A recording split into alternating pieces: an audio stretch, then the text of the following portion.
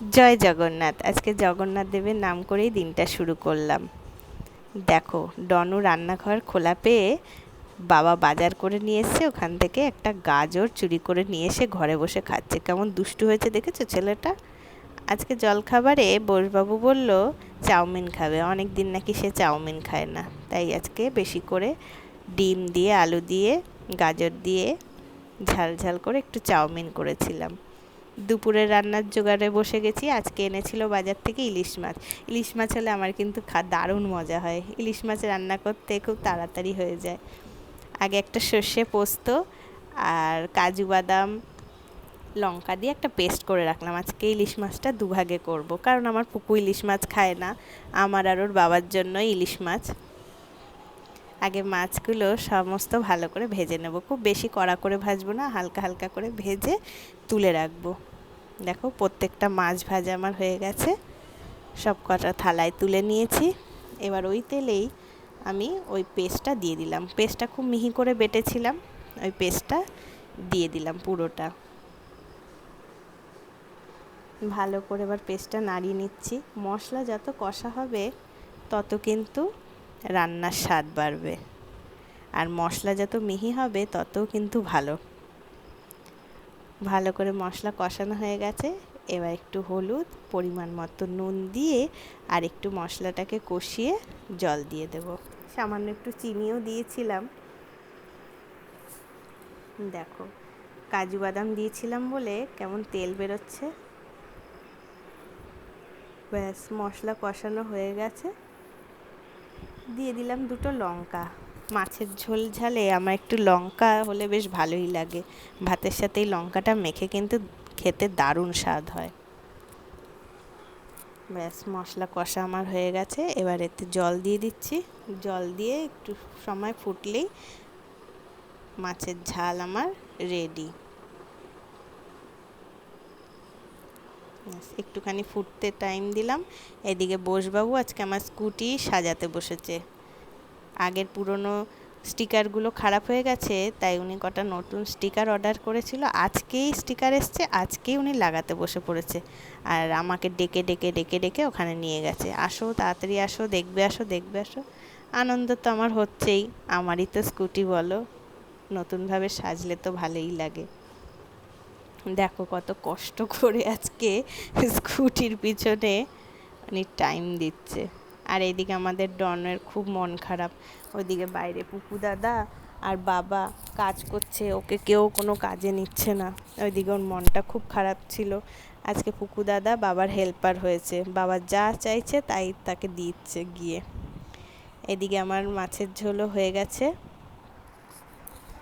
রঙটা এসছে দেখেছো, একদম দারুণ। আবারও কড়াইটা গরম করে সামান্য একটু সর্ষের তেল দিয়ে দিয়েছি। এবার করব ঝোল ইলিশ মাছেরই। আজকে করব একটু কুমড়ো আর ঝিঙে দিয়ে ঝোল। তোমরা কে কে খাও বলো তো এরকম করে ইলিশ মাছের ঝোল? আমার কিন্তু ভালোই লাগে। এইরকমভাবে আমার দিদা রান্না করতো, জানো তো, ছোটোবেলায়। তখন অতটা ভালো লাগতো না, কিন্তু এখন বুঝি এর স্বাদ কীরকম।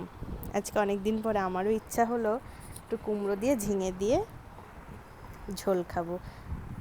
বেগুন দিয়ে তো প্রায়ই ইলিশ মাছের ঝোল হয়, কিন্তু ঝিঙে আর কুমড়ো দিয়ে খেলে এর আলাদাই স্বাদ। আগে কুমড়োগুলোকে ভেজে নিলাম, এবার ঝিঙেটা দিয়েছি। এবার ওই তেলেই সামান্য কালো জিরে ফোড়ন দিয়ে আগে যে পেস্টটা আমি করেছিলাম সেই পেস্টটারই বাটিটা কাচিয়ে যে মানে মশলার যে ঝোলটা ছিল, জলটা, সেইটাই আমি দিয়ে দিয়েছি। এইটাই অল্প একটু হলেই আমার ঝোলটা হয়ে যাবে। এক মশলাতেই দুই রান্না। এবার পরিমাণ মতো একটু হলুদ আর একটু নুন দিয়ে আবার এইগুলো সব দিয়ে দিলাম। কুমড়ো, ঝিঙে, স্বাদ মতো একটু লঙ্কা সমস্ত দিয়ে আর একটু মশলাটাকে কষিয়ে ঝোল রেডি করে নেব।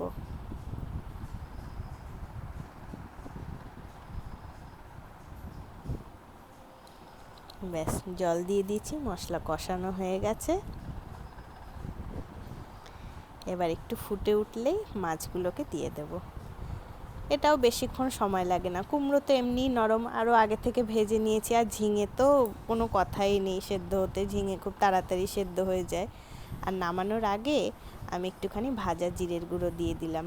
এতে গন্ধটা আরও ভালো আসে। এবার ঢাকনা দিয়ে ঢেকে রাখলেই আমার মাছ রেডি। এদিকে যে বললাম আগেই আমার পুকু ইলিশ মাছ খায় না, তাই তার জন্য ডিমের কারি করতে হচ্ছে। দুপুরবেলা খাবারের থালা সাজিয়ে নিয়েছি, দেখি খেয়ে কীরকম হয়। দুপুরবেলা খাওয়া দাওয়া সেরে একটু টিভি দেখছিলাম। টিভি দেখতে দেখতেই বাইরে শুনতে পাচ্ছি বৃষ্টি শুরু হয়ে গেছে। তাড়াতাড়ি করে গেছি জানলা বন্ধ করতে, নাহলে বৃষ্টির জল এসে পুরো আমার সিঁড়ি ঘর সব ভিজে যায়, এত ছাড় দেয়। ওই জন্য তাড়াতাড়ি জানলা বন্ধ করে ব্যালকনিতে গেলাম। দেখো বাইরেটা কত সুন্দর লাগছে, তাই না? বৃষ্টির জল পেয়ে গাছগুলো যেন প্রাণ ফিরে পেয়েছে। এতদিনে গাছগুলোকে দেখতে ভালো লাগছে। যা রোদ গেছে কতদিন, গাছের দিকে তাকাতে পারতাম না। আজকে বৃষ্টি হয়ে সব গাছগুলো তাদের প্রাণ ফিরে পেয়েছে। আমিও তাই একটু বৃষ্টিতে হাত ভিজিয়ে নিলাম। চারিদিকটা কত সুন্দর লাগছে দেখো। দুপুরবেলা বসে আছি বারান্দায়, আমিও ভাবলাম একটুখানি নিজেকে একটু ক্যামেরা বন্দি করে নিই। বিকেলবেলা এই বাচ্চাগুলো, আমার জায়ের ছেলে, মেয়ে, আমার ছেলে সবাই মিলে ওরা রথ টেনেছে, রথ বার করেছিল। আমি একটু রথের দড়িতে টান দিয়ে নিয়েছি। ভেবেছিলাম সন্ধ্যাবেলা মেলায় যাব, কিন্তু হলো না। আমার ডনুটার শরীরটা খারাপ, জানি না কি হয়েছে। ওর শরীর খারাপ হলে একটুও ভালো লাগে না, জানো তো। কিছু তো বলতে পারে না, আমিও বুঝতে পারি না সব সময়। তাই ওকে রেখে আর মেলায় যেতে ইচ্ছা করলো না। আজ আসি তাহলে।